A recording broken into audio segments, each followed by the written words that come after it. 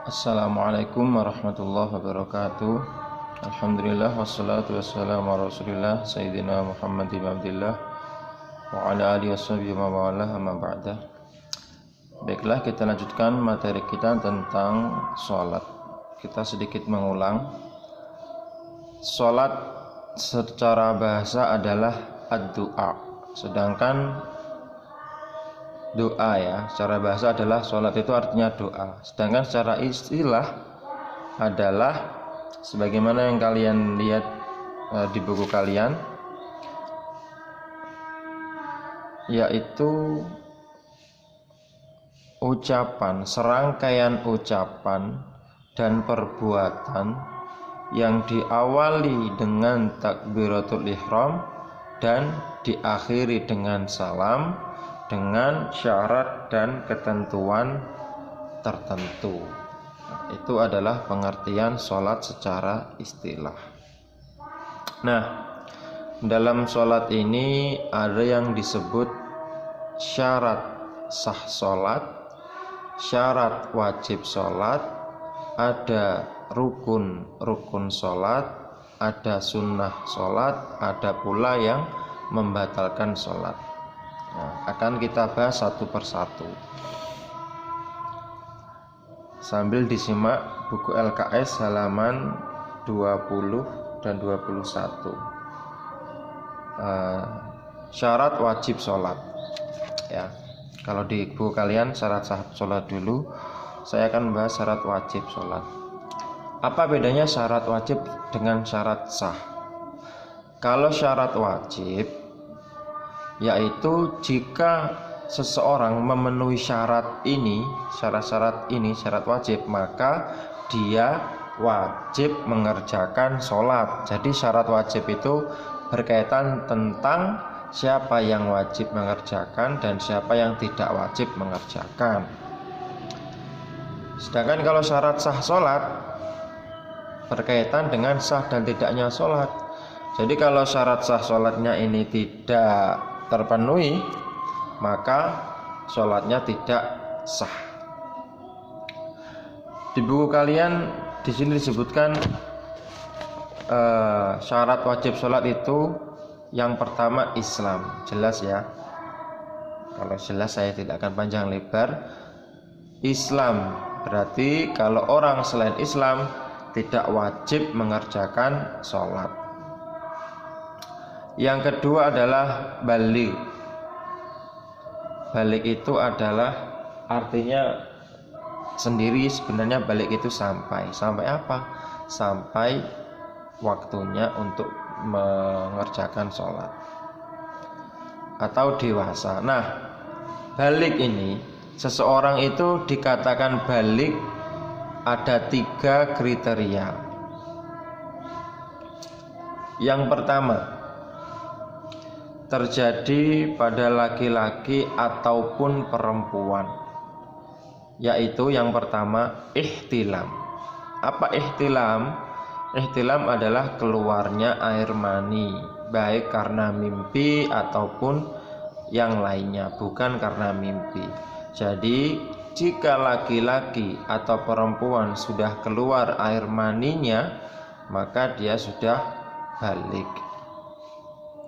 Yang kedua, jadi yang ihtilam ini berlaku bagi laki-laki ataupun perempuan. Yang kedua, keluarnya darah haid. Ini berlaku khusus untuk perempuan. Ihtilam ataupun keluar darah haid biasanya berumur 9 tahun biasanya. Ya, bisa saja lebih, tapi biasanya 9 tahun itu keluar darah haid.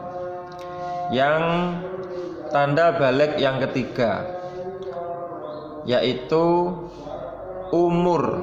Nah, jika seseorang misalnya tidak keluar air mani atau ihtilam, tidak keluar darah haid, maka tanda balighnya adalah dengan umur.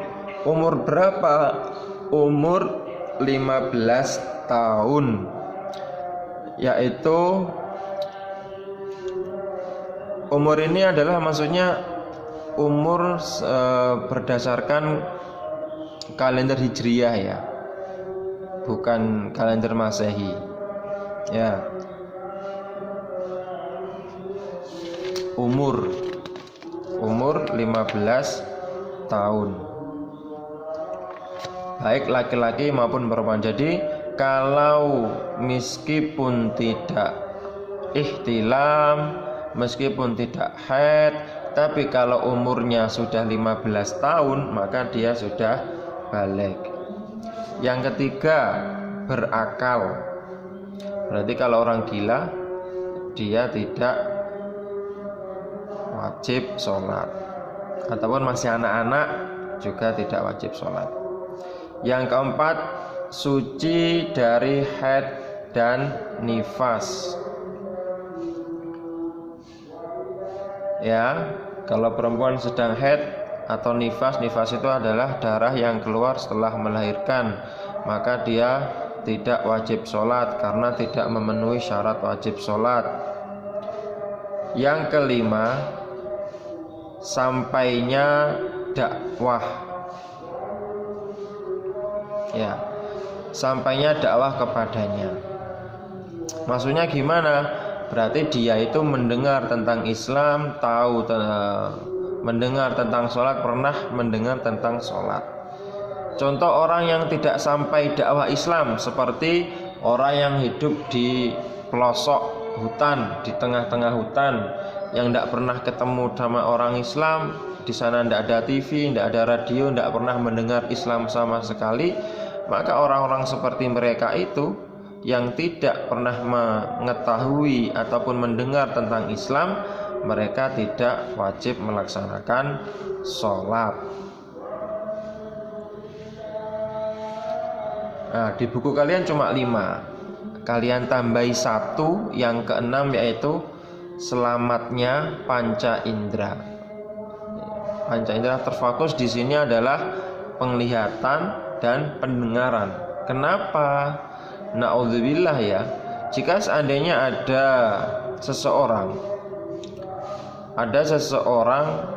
dilahirkan, mulai lahir sudah tidak bisa melihat, sudah buta, sudah tuli, maka dia tidak wajib sholat. Kenapa?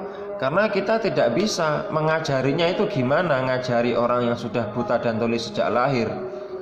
Mau dikasih contoh dengan gerakan, dia tidak bisa melihat. Mau dibisiki melalui pendengarannya, dia tidak bisa mendengar. Jadi memang kalau orang yang panca inderanya ini dari lahir tidak bisa mendengar, cacat, tidak bisa melihat, maka tidak wajib sholat. Saya ulangi ya, syarat wajib sholat ada 6. Islam, balik ya, berakal. Islam, balik, berakal, suci dari haid dan nifas. Islam, balik, berakal, suci dari haid dan nifas, dan juga selamatnya dakwah. Apa yang satu?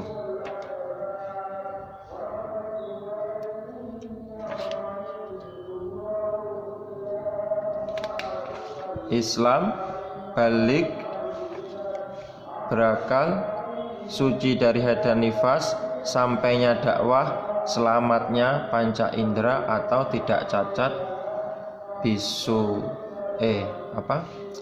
tuli dan tidak bisa melihat mulai lahir. Itu syarat wajib sholat. Yang kedua, syarat sah sholat. Maksudnya jika syarat-syarat ini tidak terpenuhi, maka sholatnya tidak sah. Atau agar sholatnya sah, syarat-syarat ini harus terpenuhi. Yang pertama, masuk waktu sholat ya, masuk waktu sholat ya. Kalau masih jam 10, kamu jam 10 siang kamu sholat duhur, ya tidak sah sholatnya.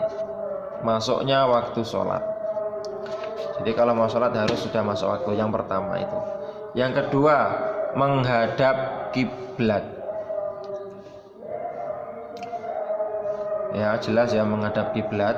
Ini kalau gampang saya lewati saja. Sholat harus menghadap kiblat.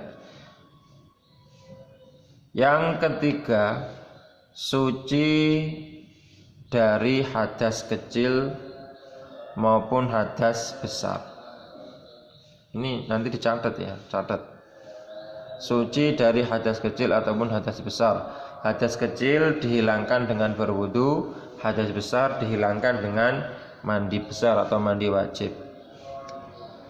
Yang keempat, suci dari najis. Ya.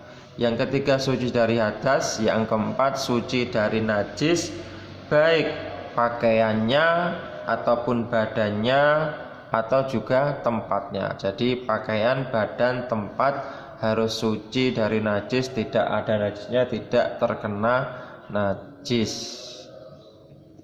Itu yang ketiga. Oh, yang keempat itu ya. Yang keempat. Sekarang yang kelima. Yang kelima adalah menutup aurat. Auratnya laki-laki adalah mulai pusar sampai lutut. Ini harus tertutupi. Jadi seandainya misalkan dalam keadaan darurat, dalam bepergian misalnya, dalam bepergian, seorang laki-laki dalam bepergian, bajunya najis, celananya najis, dia cuma bawa sarung tok, dia mau mengerjakan sholat, dia hanya pakai sarung mulai dada sini sampai bawahnya lutut, ya, antara pusar sampai lutut tertutupi. Itu gimana hukumnya? Sholatnya sudah sah, boleh, karena memang auratnya laki-laki mulai pusar sampai lutut, boleh, ya, sholatnya tetap sah. Tapi kalau keadaan normal, ada banyak pakaian, sarung, intinya banyak pakaian yang bisa digunakan untuk nutupi aurat, ya jangan cuma sarungan tok, jangan cuma ditutupi udel sampai lututnya saja, tidak sopan namanya. Kamu kalau bertamu ke rumah gurunya saja, ke rumah orang lek cuma sarungan tok kan dianggap apa? Orang tidak waras ya, apalagi menghadap Allah, tidak sopan. Tetapi kalau keadaan darurat, hanya satu sehelai sarung saja yang suci, ya sudah, daripada tidak sholat malah dosa. Yang aurat bagi perempuan, auratnya perempuan adalah semua anggota badan kecuali wajah dan telapak tangan. Wajah itu mana? Wajah itu adalah mulai tumbuhnya rambut sini sampai dagu, dari atas ke bawah. Kanan samping kiri dari ujung telinga ini sampai sini. Jadi bagi wanita, perempuan, kalau pakai mukena jangan sampai ke belakang sini. Kalau di sini mukenanya, berarti sini kelihatan, ini sholatnya tidak sah. Hati-hati, ini banyak sekali. Terus biar sah gimana? Kainnya jangan di belakang. Saya yakin mukena itu pasti di sini. Kalau mukena ya, di area sini ada jahitan segitiga kecil begini. Memang fungsinya agar sini tertutup. Ya, hati-hati ya. Jadi kalau pakai mukena, sini harus tertutup segini, seret sampai gini. Bukan begini, bukan sampai sini. Sampai sini. Usahakan tertutup semuanya. Jangan sampai ada sehelai rambut pun yang keluar. Paham ya? Itu auratnya perempuan. Terus yang ke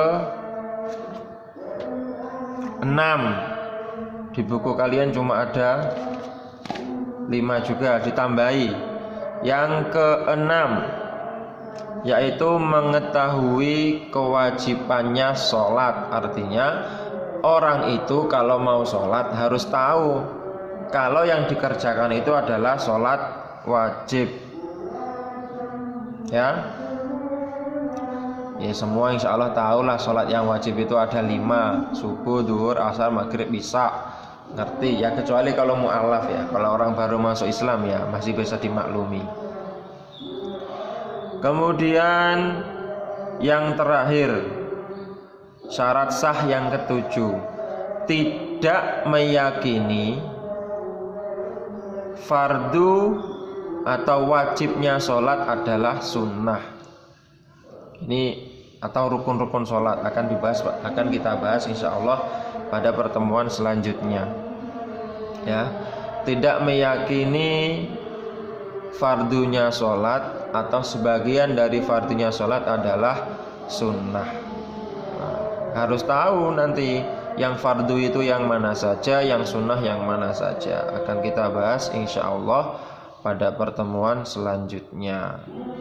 Ya, jadi untuk pertemuan kali ini yang perlu dicatat ya, 1, pengertian sholat, yang kedua syarat wajib sholat, yang ketiga syarat sah sholat. Itu kalian catat isinya apa saja, poin-poinnya apa saja, ada berapa kamu tulis.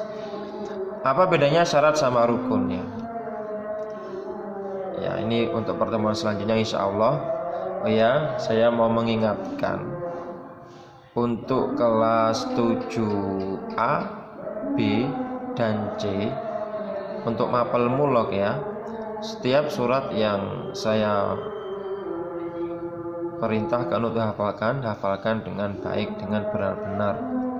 Insya Allah nanti sebelum akhir semester atau nanti ujian akhir semesternya untuk mulog itu adalah menghafal semua surat itu yang sudah saya perintahkan mulai awal sampai terakhir nanti. Jadi hafalkan dengan baik dan sungguh-sungguh. Insya Allah nanti jika memungkinkan akan saya buatkan jadwal untuk datang ke sekolah, store hafalan surat-surat. Sekian dari saya, kurang lebihnya mohon maaf, semoga bermanfaat. Subhanakallah bihamdika asyhadu an la ilaha illa anta astaghfiruka wa atubu ilaik. Wassalamualaikum warahmatullahi wabarakatuh.